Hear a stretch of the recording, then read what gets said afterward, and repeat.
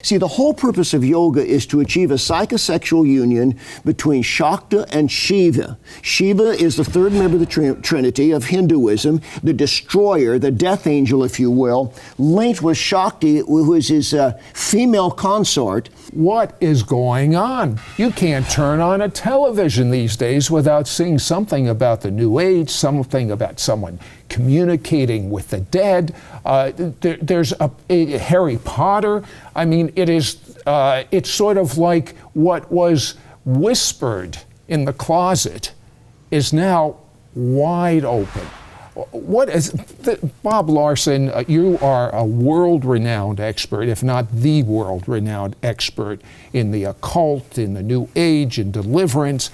What is going on? Why is it all of a sudden all over the place? Well, it's nothing new, of course. It's as old as the Torah. It's as old as humanity, this idea that we can connect with something which is out there. But what you've got is the result of scientific and rational thought having overtaken the Western world, but not producing anything that meets the spiritual hunger. So people are still asking the question, is there anything beyond this life? Do we survive after death? And into this vacuum, psychics, spiritists, trance channelers have stepped to say, yes, and I will put you in touch with those beings. Many Hollywood movie stars are involved in these things. Absolutely. There's something called Kabbalah. But what is actually going on when someone says, well, I talk to people all the time who says, my husband died, my father died, and it's so good, they're still with me, they communicate with me. What's wrong with that? Well, they always have some unfinished business. That's the whole idea. These are beings that haven't totally passed to the other side because they have something to share with us here. In biblical terminology, if we look at the Old and the New Testament, it's consistent. There is an absolute impenetrable gulf between the living and the dead. We are here and they are wherever they are going to go. There is no communication between the two. It just doesn't happen. It can't happen. But wait a second, these people are hearing something. They're not making it up. It's not imaginary. Absolutely. What they are hearing are the voices of demons, of discarnate entities, spirit beings who rebelled with Lucifer, who fell. But how did these people know these intimate things at seances? They might say something that no one knew. Because Satan's been around for thousands of years. He knows what happened. The demons were there. They saw it. So they can tell you about it. It's no problem. They knew Uncle Fred before he died. Uncle Fred was probably full of the devil. All right. Well, how do you explain the doctrine of reincarnation then? That you come back until you get it right. Well, once again, spirit beings know what's happened in the past, and so they are able to implant thoughts and memories of previous existences in people's minds of event. You know, what's interesting to me, Sid, I'll tell you, everybody was always the king or queen of something. Nobody was ever a bag lady in an old life. Nobody was ever homeless in an old life. It was always good. But Bob, people pay hundreds of thousands of dollars to psychics to communicate with the dead. Because they're desperate. They're desperate. They're filling a spiritual hunger that the church and the religious community should be filling by speaking existentially of the reality of what exists in the spirit world after we're not here anymore. But because you don't hear preaching about heaven and hell anymore, the psychics have stepped in and says, well, we'll tell you what's after death. You know what I find interesting? That is totally 100% kosher on secular television. Yeah, absolutely. But let someone be talking about the blood of Jesus, about forgiveness of sin, about sin, and don't want them to say that. Why is it so acceptable? Why does the public, listen, in Hollywood, they don't supply movies because they're evil. They supply movies of what the public wants. They want to make money. The answer's simple. Because in spiritualism and talking to the dead, there's never a moral frame of reference. There's no sin, there's no judgment, there is no ethical accountability. Because everybody's okay on the other side. You don't hear any of these psychics communicating with somebody who's in hell, screaming out in torment, and no matter how they lived, everybody gets to go to a good place. Okay, what's the spiritual repercussion for someone going to a seance, trying to communicate with the dead, even using a Ouija board to get a message from the spirit world? What's the repercussion? What harm is there? Because you are not talking to something which is human, passed to the other side, because you are talking to a demonic spirit being.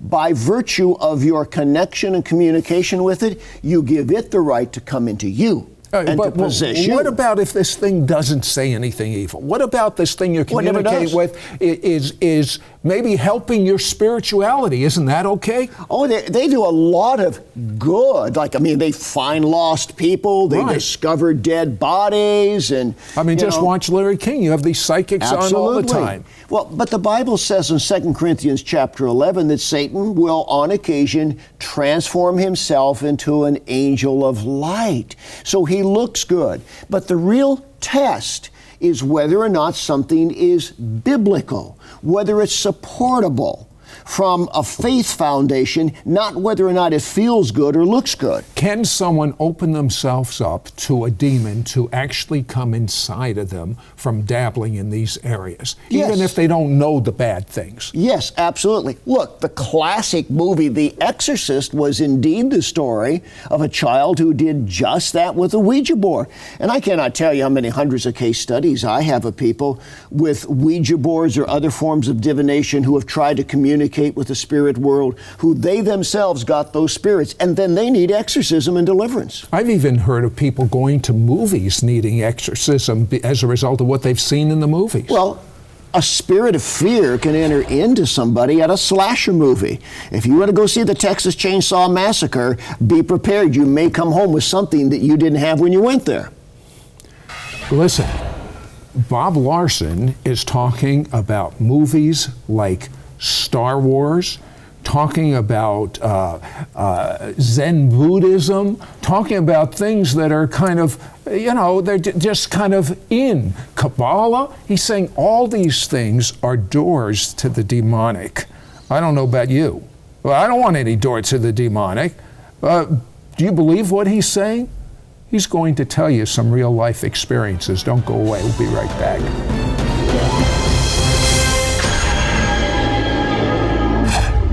Hello, YouTube, Mishpocha. Mishpocha is a Hebrew word. It means family. This is Sid Roth.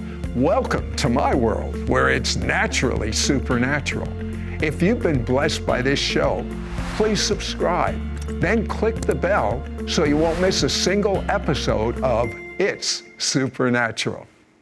We now return to It's Supernatural. I'm here with Bob Larson, foremost world expert in deliverance, cults, and occult groups. And Bob, we're featuring your new book. It's a wonderful book. As a matter of fact, you have so many different cults and occult groups mentioned, so that if someone says something and you feel like, well, there just might be something wrong with it, you look it up in the book. It's written in such a simplistic fashion. You find out its roots, its origins, why it's wrong, and what to do about it. I think that every believer in the Messiah needs this book. And if you're not a believer in the Messiah, you doubly need this book. What kind of results are you getting from people reading this? Absolutely fascinating. People's reaction they often give me is just, I can't believe this. We had a woman who came to one of our conferences, and she was a massage therapist. And a very sweet Christian girl. She said, I looked at this book, I think I'm doing something wrong. I said, what are you doing? She said, well, the person who taught me these therapies did hot stone therapy. I said, well, a nice hot rock to relax with is not a bad idea. Well, she said, there's more to it than that. They told me to lay these stones at the locations of the 7 chakras, and in doing so, I would spiritually enlighten the people. She said, according to your book, I've done something wrong. And I said, well, let's pray about it. I said, just renounce what you've done. And when she began to speak the words, they would not come out of her mouth. And she had to go through a full-blown exorcism to get free from that. She was innocent. She didn't know what she was doing. The blind leading the blind. The blind leading the blind. But ignorance is no excuse of spiritual law. So you're touching something. What about a massage therapist that says, I have healing hands, and when I give you the massage, I think good thoughts, and you're, is there anything wrong with that? Let me tell you another story. I had some people come to me with a child paralyzed from birth in a wheelchair. And I began to delve into this, and I said, well, you know, the only way the devil gets that child, if this is of the devil and not simply an organic disease, is through the parents. So let's talk to you about the entries of your life. And I began to work with the mother, and she actually manifested demons right on the spot. I said, how did you get this child? And it said, the aunt. I said, the aunt? What's the aunt got to do with it? And the spirit said, Reiki. So I talked to this woman. I said, you have a sister? Yeah, she's a massage Reiki practitioner. Mm-hmm. And what had happened is one time she'd left the aunt to babysit the child, and this aunt did this energy distribution, passing the hands over the baby, and actually put spirits into the little baby, which were spirits of infirmity that had paralyzed this child. What about something as innocuous as yoga, especially the exercises, which they lower blood pressure, they relax people, they limber them up? What's wrong with that?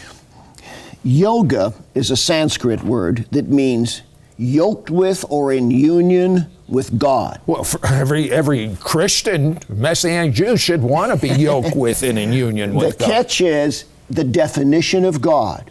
And it's the God of ultimate unitary consciousness of the enlightenment, the Brahman, if you will, of Hinduism. And all the classic yoga texts teach this. In fact, the classic yoga texts warn you cannot separate yoga from Hinduism. You cannot do it. They tell you this outright, and they become very angry when Americans try to do this because they say it can't be done, and I believe them. Okay, someone doesn't forget Hindu, Shmindu. All they want is exercise. It's good exercise, Bob. I do What's good wrong exercise, Sid. I have What's wrong with, no, forget what you do. No, I have a stretching routine every single day, and some of what I do can resemble certain yoga positions, but I'm not practicing the worldview and all of the accoutrements of it. I'm not putting myself into body postures and calling them after names of Hindu gods and goddesses and various animals. I'm simply stretching my muscles. The difference is that in the process of yoga, you don't do one or two stretching positions. You do a whole routine, all of which is designed just like a radio to tune you into the spirit world and to awaken these chakras, which I believe are some kind of loci in the body of spirituality, and the devil knows that. Tell me about some people that have been involved in yoga that you had to pray that evil spirits leave. I've had so many I can't begin to tell you who just went for like hatha yoga. They just went for the physical yoga. And they picked this stuff up along the way. And I remember one particular woman, all I did was just take a Bible and run it up her spine. And in doing so, called forth 7 demons which were in the spine. I ever met another man, a very prominent businessman came to me, and he'd been involved in this. And the Lord spoke to me and said, take your Bible and put it right there in the 7th chakra. And he was just sitting there calmly. When I put the Bible there and I come against the psychic third eye, the 7th chakra, this guy just went berserk. He said, oh my God, what's that?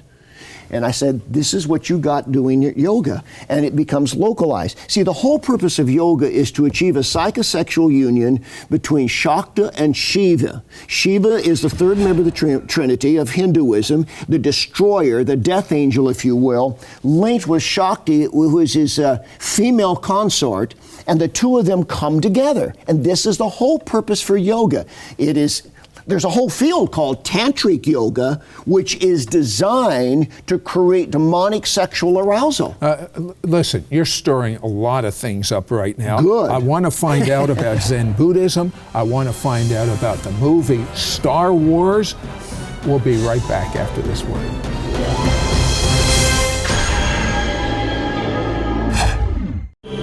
We now return to It's supernatural.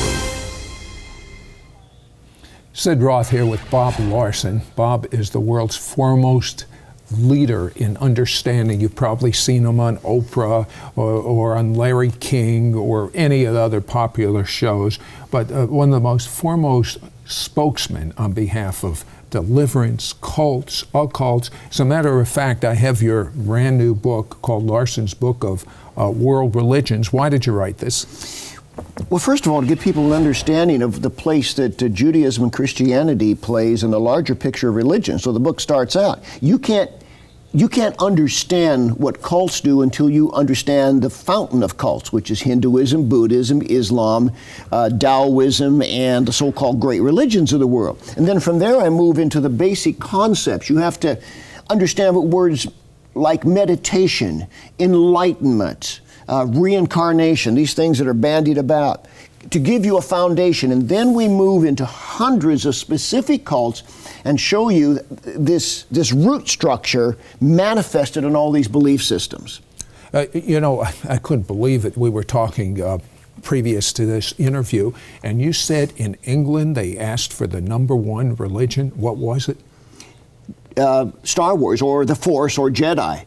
In fact, the same thing happened in New Zealand. They did a poll there, and they found out that I believe it was about 50% of the people put down as their religious preference Jedi Knights. What's wrong with that? I know what's wrong, but in other words, what is wrong with Star Wars?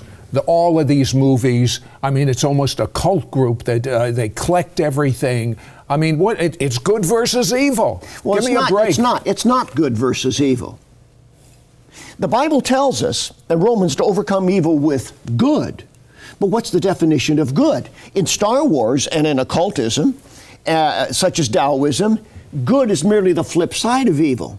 Much of this stuff comes out of the teaching that good and evil are harmonizing opposites that must live in equilibrium. The Bible says Jesus came to destroy the works of the devil. We are to eradicate evil, not figure out how to live with it. So in Star Wars, the power that's used by Luke Skywalker or Darth Vader is the same power. It just depends on who's using it. It's all in the mind. It's not in the mind, it's in the moral prerequisites set down by God. Not, you don't choose what's good and evil. God tells you in the Bible what's good and evil.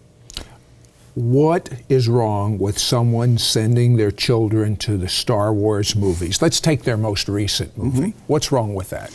Yeah, I'll give you a good illustration. My wife went into a Christian bookstore the other day. And it's really one of these high-tech, upscale Christian bookstores, and they got this big flat-panel TV there, and they're constantly showing DVD. They're showing Star Wars. My wife went ballistic. I guess little me's rubbed off on her. She went to the counter, the clerk, and said, "Why are you showing Star Wars? Don't you know what?" Clueless, absolutely clueless. Here's the danger. The kids sitting there watching that are going to lose the power of spiritual discernment. And then when they're faced later with something like Silva mind control or whatever, they're not going to be discerning enough to know this is dangerous, because gradually their spiritual sensitivity has been eroded over time. Okay, the producer, director of Star Wars. What's his agenda? Well, George Lucas is an avowed Buddhist. He was a disciple of Joseph Campbell, the man who wrote so much about mythology and who is the founder, the philosophical founder of the New Age movement in America. He brought Joseph Campbell out to his ranch, sat down with him, and had Campbell school him in Buddhism. And so he deliberately projected this into the storyline of the film. You see it over and over and over again. Does he have an agenda? He has an absolute agenda. And his agenda, look, he has made statements such as this: there's no difference between the virgin birth of Jesus Christ and the myths of pagan gods coming down and having sex with human women to produce offspring. It's all the same. And that's blasphemy. This guy is truly out to lunch. Okay, switch gears. In Los Angeles, there's a professional basketball team. Yes. And the coach, who's Yes. one of the most famous coaches of all times, is involved in Zen. Very and much it's so. kind of an in thing to be involved with. What's wrong with Zen? Well, I mean, Phil Jackson's got issues in his own life he's not willing to resolve, and what Zen is for him and millions of people is a mindless, escapist way of avoiding dealing with your issues and the issues of a fallen, suffering world. It is a form of detachment. Now, what it does in the sports world, it allows people to become so detached from everything that they can find a calm center and perform better. And from that standpoint, it looks good. From that standpoint, it looks good. But there's a spiritual price because you're adopting a worldview that causes you to also become detached from any moral realities that you might be a sinful creature in need of a holy God. Have you prayed for people that have been involved in something like Zen, just to relax, etc., to lower their blood pressure, that needed deliverance? Oh, many, many times, and here's what happens. Most meditative disciplines like Zen teach you that the mind is the enemy of the spirit. So to release the spirit, you have to still shut down, or as they say, kill the mind. But in killing the mind, what you do is that you become completely vulnerable. There are no spiritual defenses. In other words, the resistance against evil is a choice of the soul. So you're opening yourself up to the demonic. What you do is you put the choice in neutral. It's not operational anymore. And so any inherent, by God's grace, defenses against demonic forces are just not there. They're shut down. Have you been involved in deliverance with people that have been involved in things such as Zen? Yes. Yes, I have. Many people. I can't think of a specific instance, but I've done a lot of exorcisms on people in Zen and various forms of meditation. White witchcraft. We know that witchcraft is evil. White witches use their power for good. What's wrong with that? Well, the Bible teaches, and you talked about it earlier, Deuteronomy 18, that all that comes from the devil is evil. It only masquerades to appear to be good. But in all of these cases, the definition of good and evil is not contingent upon an external revelatory source. It's all what you decide is good and evil. So it's the witch who decides if he or she is doing good or evil. And I remember a classic story one time. I was on Larry King debating a witch, and the witch kept saying, well, I only do white magic. And I just kept pushing. And then he starts telling this story about, getting ticked off with a taxi driver on the way over to the studio and putting a spell on him that he'd be in an accident. I said, whoa, wait a minute. I thought you only did good magic. He said, well, that was for the benefit of that guy to wake him up. All right. I think history has shown us that Hitler thought he was doing the world a service. He thought he was doing a good thing.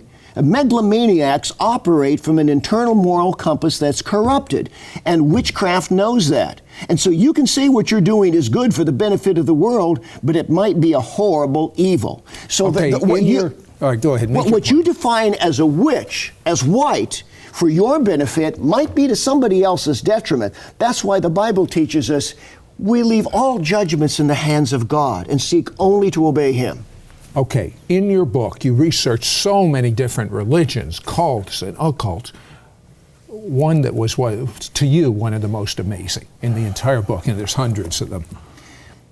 The forms of Satanism that tap back into ancient Egyptian black magic and believe they have the power to recreate Satan in our age. This is very diabolical stuff.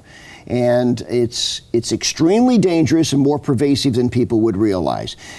The actual Luciferianism. But why is this flooding society at this moment more than ever before in history? Because the church is playing games. It is not directly willing to confront this stuff. I had a church recently that said they were going to go into a new church growth campaign. Their slogan would be, we serve Starbucks inside. Tell you what, I don't know about you, but I believe we are so close to the return of Messiah. This world is about ready to destruct. And I don't want anything separating me from God. Well, how am I going to know truth? Jesus said, my word is truth. You may say that your kingdom is within, but in a kingdom, you need a king. Who is your king? Who is your king? If it's not Jesus, it's that other one, the dark side. Read the book. Deuteronomy 18 lists all the things that Bob Larson is talking about. In the days of Moses, people would have been stoned to death. You know what happens today? Spiritual adultery, separation from God forever. And as the song goes, forever is a long time. I have walked with Jesus as a Jewish man for over 30 years. And I tell you the peace that I have inside of me, the purpose, the destiny. Have you ever had the song go off inside of you? There must be something more. There is. Intimacy with God. No other name but Jesus gets you to God. That's God's way. Try it. You'll like it.